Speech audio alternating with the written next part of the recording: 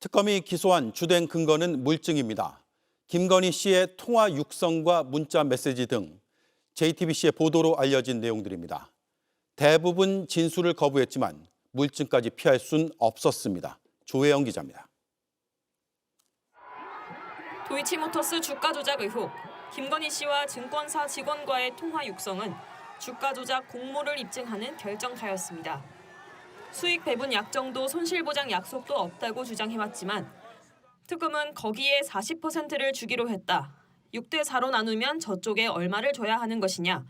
거의 2억 7천만 원을 줘야 하는 것 같다고 말하는 김건희 씨 육성을 확보했습니다. 증권사 직원과 통화에서 2억 7천만 원을 언급한 바로 그날, 김건희 씨는 이와 똑같은 액수를 수표로 인출했습니다. 또 코바나 컨텐츠 이사였던 김범수 전 아나운서 주식 계좌에 3억 원을 넣고 내가 차명으로 하는 것이라고 말하는 육성 녹취도 확인됐습니다.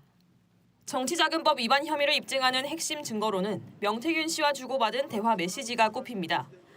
2021년 7월 명 씨가 내일 공표될 여론조사 자료라며 보안 유지해달라고 부탁하자 김건희 씨는 넵 충성이라고 답했습니다.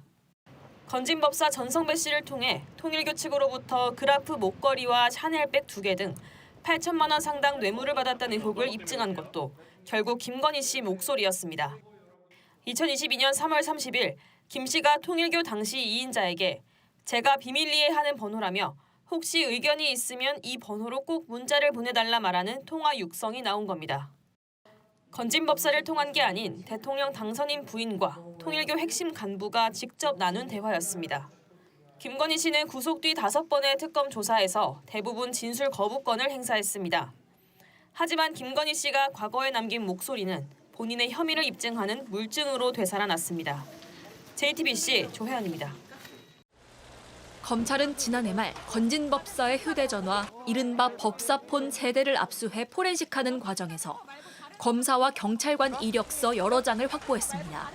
JTBC 카메라 앞에 앉은 건진법사는 이력서를 받은 사실을 사실상 인정했습니다. 공개적으로 밝힌 건 처음입니다. 제가 아는 사람들이 많고 하다 보니 좀 그 사람들 생각에는 좀 내가 그런 부분에 대해서 좀 힘을 쓸 수 있지 않을까라는 기대감도 있었겠죠.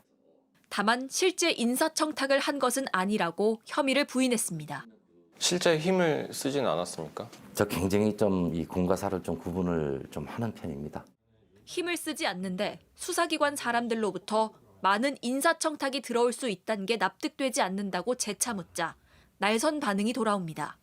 놀랐습니다. 그렇게 많은 검사들과 경찰들이 인사청탁을 한다는. 인사청탁이 아니에요. 그거 잘못 자꾸만 기자님. 그러면서 자신의 직업 특성상 운명을 예측하기 위해 이력서를 받아본 것뿐이란 주장을 폈습니다. 인생을 사는데 고민거리가 없는 사람들이 어디 있겠어요. 신상을 내가 정확히 알지 못하면 그 사람들에 대해서 시켜두는 운명을 예측할 수 있겠어요. 하지만 법사폰에는 김건희 씨가 사용한 번호로 이력서 관련 대화를 나눈 내역이 남아 있습니다.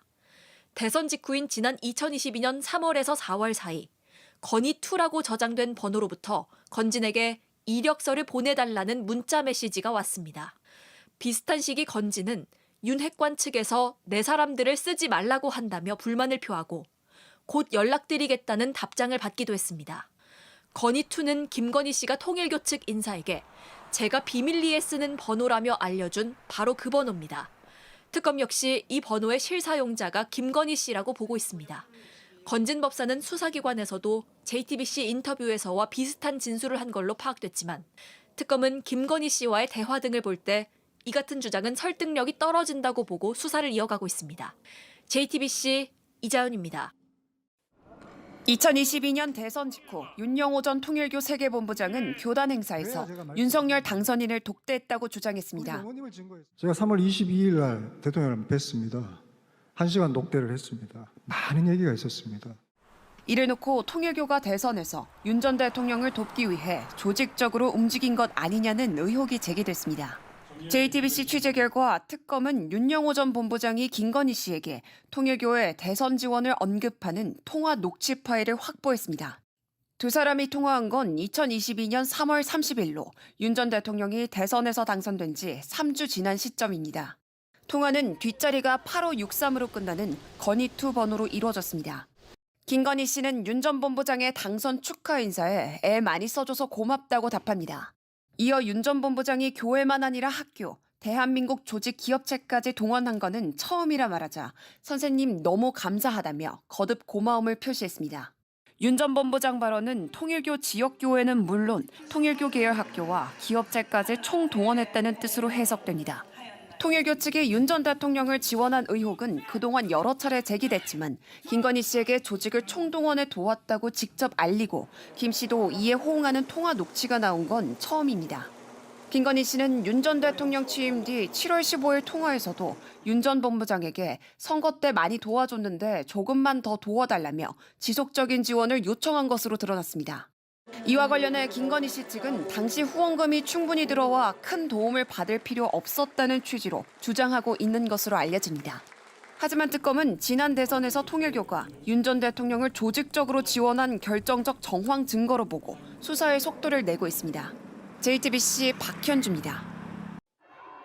김건희 씨는 건진법사 휴대전화에 건희2로 저장된 번호를 행정관이 쓰는 번호라고 주장해왔습니다.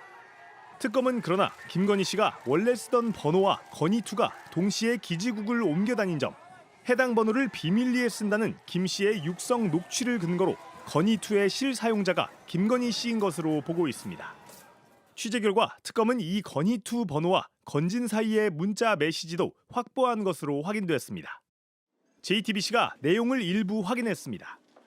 2022년 4월 건희2와 건진이 나눈 문자 메시지입니다. 건진이 통일교 윤영호 전 본부장이 취임식 전에 큰일을 상의할 것이 있다고 여사님께 뵙기를 요청한다며 비밀리 만나는 것도 좋을 것 같네라고 보냅니다. 또 어느 정권도 종교 쪽엔 사고가 없어 큰일을 도모하는 것도 좋으니 생각해보고 답을 줘라고 합니다. 종교 쪽은 상대적으로 위험 부담이 적으니 만나보란 뜻으로 해석됩니다. 마치 아랫사람에게 이야기하듯 반말을 쓴 겁니다. 건진은 같은 달 윤영호 본부장이 UN 한국 유치 문제를 의논하고 싶은가 보다라고 다시 문자를 보냅니다. 역시 반말입니다. 민간인인 건진이 당시 대통령 당선인의 배우자에게 청탁 관련 내용을 전달하면서 존댓말을 쓰지 않는 건 이례적입니다. 두 사람의 사이를 상징적으로 보여준다는 평가입니다. 실제 건진은 명태균 게이트가 불거졌을 당시 자신은 명 씨와 급이 다르다며 불쾌감을 드러낸 것으로 알려졌습니다. 건진법사가 공천 줬다더라. 내 쫓아내려고. 특검은 다음 주 건진을 피의자 신분으로 불러 조사합니다. JTBC 연지환입니다. 건진법사의 휴대전화기엔 건희2란 이름으로 뒷자리가 8563으로 끝나는 번호가 저장돼 있었습니다. 건진은 2022년 4월 19일 건희2 번호에 윤영호 전 본부장 등 통일교 인사 4명을 대통령 취임식에 초청해달라는 문자를 보냈습니다. 실제 취임식에 4명 모두 참석했습니다. 나흘 뒤 건진은 다시 이 번호에 윤영호 본부장이 여사님께 큰일을 상의할 게 있다며 비밀리에 만나보는 게 좋을 것 같다는 문자를 보냅니다. 이에 따라 특검은 건희2 번호는 전직 대통령 부인 김건희 씨가 사용한 또 다른 휴대전화기로 보고 있습니다. 하지만 김건희 씨 측은 정지원 전 행정관이 관리하는 휴대전화기라며 강하게 부인했습니다. 그런데 JTBC 취재 결과 김건희 씨는 2022년 3월 30일 건희2 번호로 윤영호 전 통일교 본부장에게 직접 전화를 걸었습니다. 윤 전 대통령이 당선된 지 3주 만입니다. 김건희 씨는 고모님께서 전화하라고 한 지 오래됐다며 건진법사를 언급합니다. 특히 이 번호는 제가 비밀리에 하는 번호라면서 의견 주실 부분 있으면 이 번호로 저한테 문자를 꼭 해주면 된다고 말합니다.